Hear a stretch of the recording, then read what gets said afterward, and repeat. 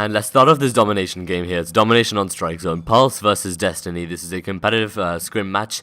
So this is the first game of the series, and let's see what happens. We see two people here from Pulse pushing B, and as we can see from the minimap, there are two people from DeSTiNy as well pushing B. And Rubik does in fact manage to take one of them out. However, Classy did take out Toxic on the other side, and the three people at B are too much for Rubik. He cannot do anything.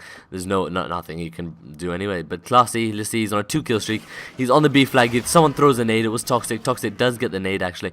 Toxic is on a 1-kill streak. Almost everyone on the Pulse team is on a 1-kill streak actually. Let's turn on the Oracle mode right here, even though it's not really doing anything. Skittles on a 2-kill streak. He's holding down B.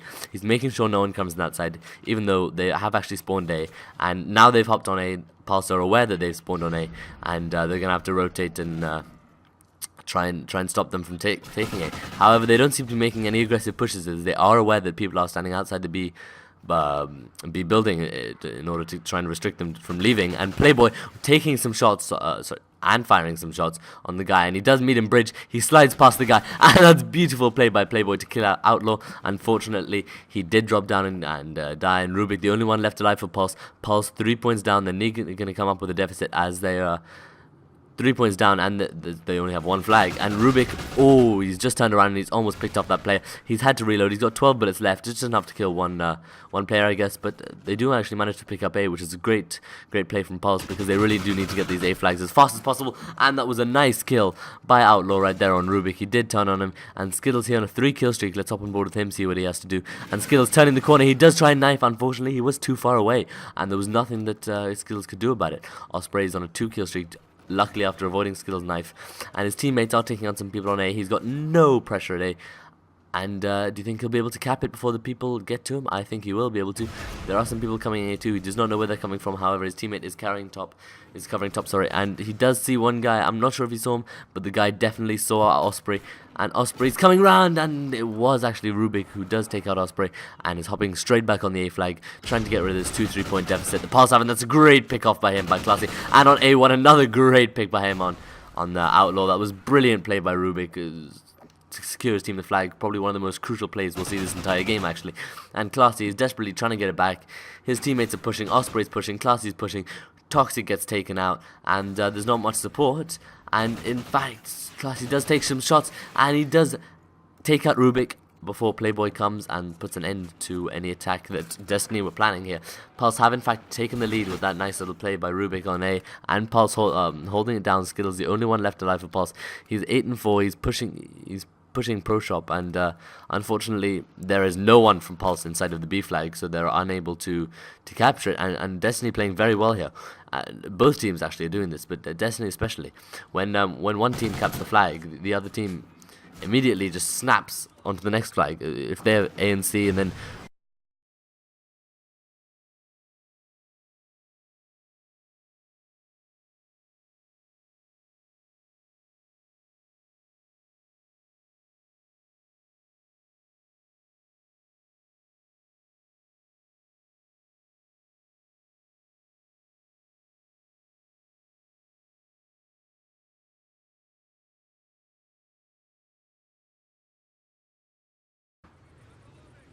yep, sorry about right there. My recording did actually cut out for a bit, but my recording system stopped working. But anyway, we're back onto board with Skittles. Pulse Rubik here is on a 6-point streak, 7-point streak, 8-point streak. He's just hit his specialist bonus. He is going off on these guys. He's going bridge. He's trying to protect C, and he does protect C. That was a beautiful kill on Classy. And as he's hopping on board the C flag, he is in fact met by one of the DeSTiNy gaming players, and it was Killer, and Killer can't do anything. He just, Rubik is on fire right here. It's the highlight of the round. It's got to be Rubik, player of the round. He's just player of the game. It's just I have no words. I'm speechless right now. He's on a 10-point streak. We don't see many of these, and I spectate quite a lot of games, and I barely see 10-kill streaks. And he does in fact get taken out, as there were in fact 2 Pulse members watching B, front B, and none of them were watching kitchen, which is where the offender came from. And as we have 23 seconds left, Pulse with a comfortable 10-point lead, probably extend to about 14-15 points if they keep it up until half break. However, they are losing B and they are losing C. They do protect B. However, C is lost to DeSTiNy Gaming. DeSTiNy scrambling, trying to get those last points, just to help them next round and give them less of a disadvantage to come back from. And as we finish the round here, very well played by everyone, and Pulse are ahead by 8 points, and yeah, Pulse Rubik 18 and 11, almost hitting the 21, just off 5 caps as well, the most caps in the game, the most kills in the game. Is unstoppable. Skittles there holding down the B flag with some crucial plays, and we're just gonna have to see if DeSTiNy can make the comeback next off. And let's hop on board this side here with the highlight of last round. Pulse Rubik. Pulse are on an 8-point lead, may I remind you, and they are using the same tactic where they push 2 to B. However, they did turn around to C right there, which is quite odd, and Osprey is in fact pushing C, and he does get 2 people off the flag, and Osprey could in fact, unfortunately for DeSTiNy, he does get taken out by Skittles. And what DeSTiNy did wrong last game is they had a very, very good start to the round, but they were unable to keep it going. They were unable to hold the lead down. I mean, they were up by 5-6 points at the start, and they just couldn't hold it. They just let Pulse go over them, and what they've got to do is they just can't let their heads get down. I know I say this every single time, but that's the main thing. One of the main secrets of being able to be a good player, even when your team's losing, to help your team come back. And it looks like they are doing this as they are in the lead right now. However, Pulse did just cap a flag, which makes them 1 point down. But they are in fact hopping on B, and unfortunately it was Osprey does get taken on B, but Classy trying to repick B. He knows Playboy's around here somewhere. He doesn't know where he is. He's trying to find him. He sees him, and Playboy, in fact, does take him out, and Playboy right here is holding that B flag very solidly, and he's pushing out a bit, knowing that they're going to be spawning around here, knowing that they're not going to spawn in front of B. He sees one guy rush towards B, and he seems to follow him from behind rather than trying to intercept him, and he's attacking him from a place that he wouldn't expect to be attacked from, which is a brilliant tactic, to be honest, and it did what it paid off. It definitely paid off. However, DeSTiNy are still in the lead by a point. Oh, sorry, no, my bad. That's the scoreboard messing up. Pulse are in fact up right now by 11 points, which is very, very good, and that's 19-point lead in total right now, which means that... Oh, and that's a nice little double kill by Skittles there, one with the nade, one with the gun, and he's holding down B very, very well, Skittles. Even last game, he did make some very, very crucial plays in order to help his team secure the B flag and hold it down as well. And right now they are hopping on C. It is in fact Outlaw, I believe, who is hopping on C. He shoots some bullets at Bridge. However, he is unable to pick off anyone, and Toxic does take him out. Toxic is on a 2-point streak, 6 and 5. Does get taken out, unfortunately. I'd like to hop on board with Playboy here when he respawns. He's 11 and 5, the most kills. Only person in the game who's actually above 10 kills right now, and he's 12 kills now, 12 and 5. That's beautiful. That's a 13 and 5. That's a 2.6 KD he's on right now, ladies and gentlemen.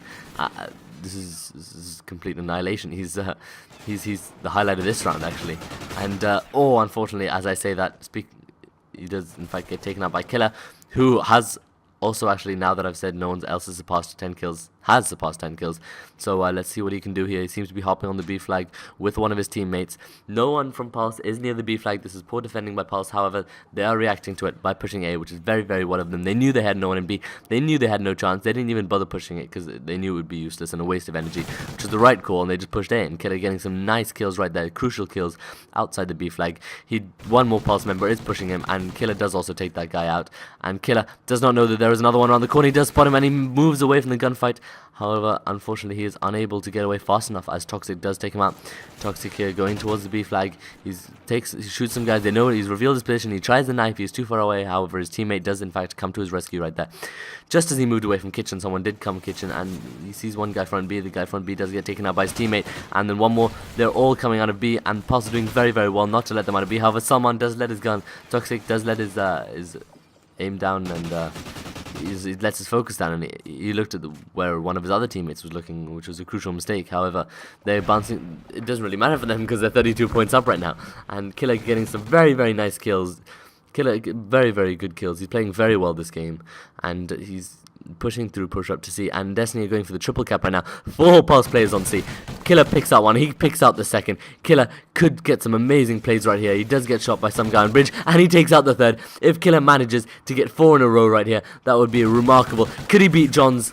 No, unfortunately, he cannot beat Rubik's 11 kill streak from last game. He does get 9, and he gets taken out 22 and 11, though. He has beat Rubik's score with Playboy's challenger, but Killer's playing very, very well this round, and I doubt Playboy could make up that.